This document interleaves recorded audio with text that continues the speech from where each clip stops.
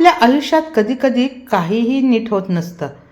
घरात तणाव असतात, प्रचंड प्रमाणावर ताण असतात, कामाचा लोड असतो, कामात अडथळे असतात, पैशांमध्ये अडचणी असतात, मुलांच्या अभ्यासात अडथळे असतात आणि आपण विचार करतो, असं का होतं माझ्यासोबतच? अशा वेळी काय करावं, कुठे जावं असं सारखं डोक्यात असतं.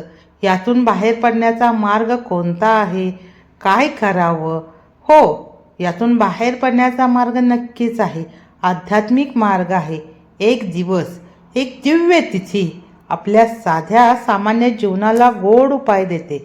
त्या दिवशी येते संकष्ट चतुर्थी. आता तुम्ही म्हणाल, संकष्ट चतुर्थी की संकष्टी चतुर्थी? तर हे बघा, शब्द संकष्ट चतुर्थीच आहे. आज 7 डिसेंबर 2025 रात्री 8:30ला चंद्रोदय होणार आहे आणि या दिवशी श्री गणेश स्वतः आपल्या घरातल्या, आपल्या मनातल्या संकटावर हात ठेवतात. आपल्या मनातील, घरातील सगळी संकट दूर करतात. म्हणूनच त्यांना विघ्नहर्ता असे देखील म्हटले जाते. संकष्ट म्हणजे संकट आणि तणाव, संकष्ट म्हणजे संकट, तणाव आणि समस्या, आणि हर म्हणजे नष्ट करणारा.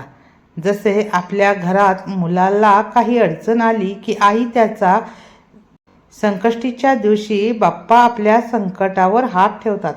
आपल्यापैकी कित्येक जण रोज ऑफिस, घर, जबाबदाऱ्या यामध्ये धावत असतो. आपण देवासाठी वेळ काढूही शकत नाही. पण संकष्टी हा एकच दिवस जीवनाचा ताण जरा बाजूला ठेवून मन शांत करण्याचा. हा दिवस मनाला रिसेट करतो. जसे फोन हँग झाला की आपण रिस्टार्ट करतो ना, तसेच मनासाठीही संकष्टी. उपवास म्हणजे उप आणि वास. उप म्हणजे देवाजवळ राहायचं. शरीराला हलके भोजन दिलं की मन जास्त स्थिर राहतं. आपण रोज कितीतरी टेन्शन खातो. उपवास मनाला हलकेपणा देतो. जसे घरात खूप आवाज असेल तर आपण टीव्हीचा आवाज ऐकू शकत नाही, तसेच मनात विचारांचा, आपल्या कल्पनेचा खूप गोंगाट असेल तर देवाचा संदेश कसा ऐकू येईल आपल्याला? सकाळपासूनच धावपळ झालेली असते, पण संध्याकाळची पूजा म्हणजे घरातला शांत क्षण असतो.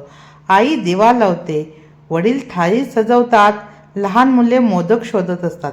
हीच तर आपली खरी आध्यात्मिकता आहे, जिथे भक्ती आणि कुटुंब एकत्र येतात. हा तो क्षण जेव्हा काही लोकांच्या पोटात आग, मनात तणाव, वाहणाऱ्या बिलांचा त्रास, नात्यातील गोंधळ सगळं चंद्राला अर्ध देऊन खर्चून टाकतात. कारण चंद्र म्हणजे मन आणि संकष्टीच्या अर्ध्याने मन शांत होते. एकदा पार्वती मातेने गणपतीला सांगितलं, जगात कुणाच्याही संकटाला तू धावून जायचं. जशी आई आपल्या मुलाला सांगते, जिथे कोणाला त्रास दिसेल मदत कर, तर मुलगाही ते मनावर घेतो. त्याचप्रमाणे गणपती हा खूप मातृभक्त होता. गणपतीने देखील हे मनावर घेतले, म्हणूनच त्यांना संकष्टहर्ता म्हणतात. आपण फक्त त्यांना हाक मारायची, बाकीची सगळी कामे तेच करतात. उपवासाने शरीर डिटॉक्स होते. जसे काही दिवस फोनची कॅश क्लीन केली की तो वेगाने काम करतो, तसे शरीरही हलके होते. चंद्राच्या किरणामुळे पाण्यातील ऊर्जा वाढते. त्या पाण्याचा अर्ध्य मनाला शांत ठेवतो. रात्री अर्ध्य झाल्यावर संपूर्ण कुटुंब बसून उपवास सोडतो. कोणी साबुदाणा खिचडीवर उपवास करतो, कोणी फळांवर उपवास करतो. परंतु उपवास सोडताना मात्र बाप्पांचे आवडीचे गोड गोड मोदक मात्र नक्की केले जातात आणि घरातील सर्वांनाच हे खूप आवडतात. कधी उकडीचे मोदक केले जातात, कधी तळणीचे मोदक केले जातात. मोदकामध्ये सुद्धा आता कितीतरी व्हरायटी करतात. घरात एकत्र बसून हा क्षण देवाच्या प्रसादासारखा पवित्र असतो. एकदा पार्वती माता शांत बसली होती. शिवजीने विचारलं, काय झालं? आपल्यासारखा प्रसंग घरात कोणी कमी बोललं की लगेचच कळतं, काहीतरी घडलं मात्र नक्की आहे. तेव्हा गणपतीनेच तिला हसवलं, तिचं मन शांत केलं. म्हणून गणपती घरातील शांतता सांभाळणारा देव आहे. भक्तांनो, आपण सगळे संघर्षात जगतो, पण संकष्टी चतुर्थी आपल्याला सांगते, संकट आल्यावर घाबरू नका, बाप्पा आहेत ना. आज रात्री 8:30ला चंद्राला अर्घ्य देताना आपल्या मनातील एक दुःख, एक ताण, एक अपेक्षा चंद्राला नक्की सांगा. उरलेलं काम बाप्पा करतील. आपण सुरू करूया कथा. आता ही व्यवस्थित शास्त्रोक्त विधीने कशी करायची आणि जीवनाशी कशी जोडायची हे सगळं आपण एकत्र बघणार आहोत. खूप पूर्वीची गोष्ट आहे. एकदा गणपती बाप्पा यांना लाडू देखील प्रचंड प्रमाणात आवडतात. गणपती बाप्पांनी खूप लाडू खाल्ले होते. त्यांना नीट बसताही येत नव्हतं आणि अशातच ते उंदरावर बसून गेले होते. ते वेगाने जात असतानाच त्या उंदराला गणपती बाप्पांचा तो भार सहन झाला नाही आणि गणपती बाप्पा अचानक उंदरावरून घसरले आणि खाली पडले. परत उठून त्या उंदरावर बसण्याचा प्रयत्न करत होते, परंतु त्या उंदराला त्यांचा भार सहन होत नव्हता आणि ते खाली घसरत होते. हा खेळ बराच वेळ चाललेला असतो. गणेशजी उठायचे, गणपतीवर बसायचा प्रयत्न करायचे, पुन्हा पडायचे, असा बराच वेळ खेळ चाललेला होता. हे पाहून, त्यांच्या लीला पाहून चंद्र आकाशातून हे सगळं पाहत होता. त्याला ते दिसत होतं. ते सगळं पाहून तो खूप हसू लागला. त्याला खूप हसू आलं आणि म्हणजे हसलेला आवाज हा गणपती बाप्पांना ऐकू आला. त्याच वेळेला गणपती बाप्पा पडले होते. मग पडलेल्या गणपती बाप्पांना तो हसण्याचा आवाज आल्यावर ते इकडं तिकडं पाहू लागले, तर कुणीच दिसत नव्हतं. मग त्यांनी आकाशात पाहिलं तर चंद्र हसत होता. चंद्र हसलेला पाहून, आता एखादी व्यक्ती जर पडली आणि दुसरं हसायला लागलं तर त्या उपहासात्मक हास्य बघून आपल्याला राग येतोच. तसाच गणपती बाप्पांनाही राग आला. त्या रागाच्या भरात गणपतीने चंद्राला शाप दिला, आजपासून तुझे तोंड कोणी पाहणार नाही. जो कोणी बघेल ना त्याच्यावर खोटा आळ बसेल. हे ऐकून चंद्र खूपच खिन्न झाला, खूप दुःखी झाला आणि मोठी तपस्या करायला लागला. देवतांनीही प्रार्थना केली. गणपतींना प्रसन्न होऊन शाप थोडा कमी करायला लावला, असा की सर्वसाधारणपणे चंद्राला माफ केले गेले. परंतु भाद्रपद शुक्ल चतुर्थी म्हणजेच गणेश चतुर्थीच्या दिवशी, त्या दिवशी चंद्राचे तोंड कोणालाही पाहायला मिळणार नाही. जो पाहिल त्यावर त्या वर्षी खोटा आळ बसेल. चंद्राने विचार केला, जर कोणी चुकून त्या दिवशी मला पाहिलं तर तो काय करेल, त्याचा काय दोष असेल. गणपती म्हणाले, तो संकष्टी चतुर्थीचा व्रत केला तर मग त्याच्यावर खोटा आळ बसणार नाही. हा भाग आपल्याला सांगतो की भगवानांचे निर्णय कधी कधी कठोरही असू शकतात, पण दया आणि उपवासाच्या मार्गातून मुक्तीही मिळू शकते. म्हणजेच साध्या श्रद्धेला फार मोठी शक्ती असते. एक व्रत संकटातून सुटका देऊ शकते. यदुवंशाचा शत्राजित नावाचा एक राजा होता. त्याने 100 वर्ष सूर्याची उपासना केली. सूर्यदेव प्रसन्न झाले आणि त्याने त्याला दिली सन्मंतक मणी. एक असा मौल्यवान मणी होता तो, एक असं मौल्यवान रत्न होतं ज्याची तेज सल्लेख हा प्रत्यक्ष सूर्यासमान होता. म्हणजे तो दैदिप्यमान सूर्यासारखा होत होता. हाच मणी शत्राजिताला दररोज सोने मिळवून देई. त्यामुळेच राज्य त्याचे समृद्धीच्या शिखरावर गेले होते. एक दिवस शत्राजितचा भाऊ प्रसेन तो मणी गळ्यात घालून अरण्यात शिकारीला गेला. परंतु जंगलात एका सिंहाने प्रसेनवर हल्ला केला आणि त्याचा बळी घेतला. सिंहाने मणी पळवला. नंतर जांबुवंत नावाच्या त्या सिंहाला ठार मारले आणि तो मणी आपल्या कन्येच्या गळ्यात बांधला. शत्राजितचा भाऊ गायब झाल्यामुळे शत्राजितला खूप धक्का बसला आणि त्याने त्याच्यावर विचार करायला सुरुवात केली.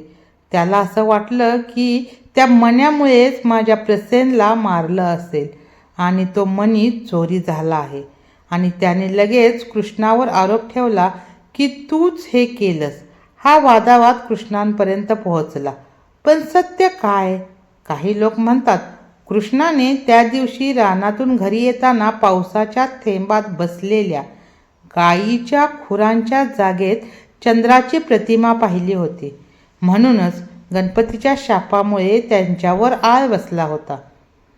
हा ज्या वेळेला आळ कृष्णावर आला, कृष्ण फार दुःखी झाले की जे मी केलंच नाही त्याचा आळ माझ्यावरती आला. मग त्यांनी ठरवलं की हा आळ माझ्या निष्कलंक चारित्र्यावर बसलेला आहे, तर मी याला धुवून काढेन. मग कृष्णाने प्रसेनाच्या शोधात जंगलात निघायचं ठरवलं. त्याने प्रसेनेचा मृतदेह आणि सिंहाचे पाय खोने शोधून जांबुवंताच्या गुहेपर्यंत पोहोचला. तिथे जांबुवंतांची कन्या गुहेमध्ये होती. श्रीकृष्ण तेथे जाऊन त्या गुहेमध्ये तो मणी शोधायला लागले. त्यावेळेला त्या मुलीनं खूप आरडाओरडा केला. जांबुवंत बाहेर होते, त्यांना त्याविषयी काहीच माहीत नव्हते. मुलीचा आरडाओरडा पाहून ते आत आले. त्यावेळेला मुलीने सांगितले, हा कोण मनुष्य जो माझ्या ओळखीचाही नाही, तो आपल्या गुहेमध्ये येऊन शोधाशोध करत आहे. असे म्हटल्यानंतर जांबुवंताला राग आला आणि तिथे कृष्ण आणि जांबुवंत यांच्यात युद्ध सुरू झाले. हे युद्ध चालले 21 दिवस द्वारकेत. गोविंदाच्या घरात सगळे चिंतातूर झाले. त्याचे आई वडील नंद आणि यशोदा माताही दुःखी झाले. त्यानंतर गोकुळात आणि द्वारकेतले लोक गणपतीच्या समक्ष संकट प्रसादासाठी संकष्टी चतुर्थीचे व्रत करत बसले. श्री गणेशांची कृपा झाली.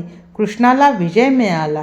जांबुवंताने समंतक मणी आणि आपली कन्या जांबुवंती कृष्णाला दिली.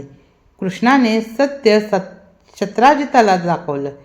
शत्राजिताने मणी परत घेतला आणि कृष्णाला सर्व काही समजले. त्यानंतर शत्राजिताने कृष्णाची स्तुती करून सत्यभामेची वधू देऊन फेड केली. ही कथा दाखवते की चुकलेले समजून घेणे किती विनाशकारी ठरू शकते, पण श्रद्धा आणि व्रताने सत्य उघड होते. प्रकृतपणे संकष्टी चतुर्थीचा व्रत हा तसाच एक उपाय, मनाची शुद्धी आणि अडचणीचे निराकरण. हे सर्व ऐकून आपल्याला काय शिकायला मिळते? पहिलं, चुकीच्या आरोपाने किती लोकांचे जीवन दुःखात जाते. दुसरा, एक साधं व्रत, एक साधी भक्ती किती मोठं फळ देऊ शकते. आपल्या घरात येणाऱ्या प्रत्येक संकटाला शांत बुद्धीने आणि श्रद्धेने सामोरे जाणे गरजेचे आहे. कथा म्हणजे जुनी गोष्ट नाही, ती आपल्याला रोजच्या निर्णयाची शिकवण देते. आपण तणावात असताना व्रत, पूजा किंवा थोडा वेळ ध्यान घेण्याने मन स्थिर होते आणि निर्णय योग्य होतात. आता ही संकष्ट चतुर्थीची विधी करायची कशी, तर आपण प्रत्येक स्टेप व्यवस्थित पाहूया. सकाळी ब्रह्ममुहूर्तावर उठावे. पाण्यात काळे तीळ टाकून आंघोळ करावी. हे शरीर, वस्त्र आणि मानसिक शुद्धीसाठी केले जाते. दिवसभर उपवास करावा. सकाळीपासून चंद्रोदयापर्यंत आपला उपवास असावा. उपवास मन शांत ठेवते, आपली इंद्रियाची आसक्ती थोडी पळवते आणि मनभावना अधिक स्पष्ट होते. लाल वस्त्र परिधान करा. पूजा करताना लाल रंग परिधान करणे खूप शुभ मानले जाते.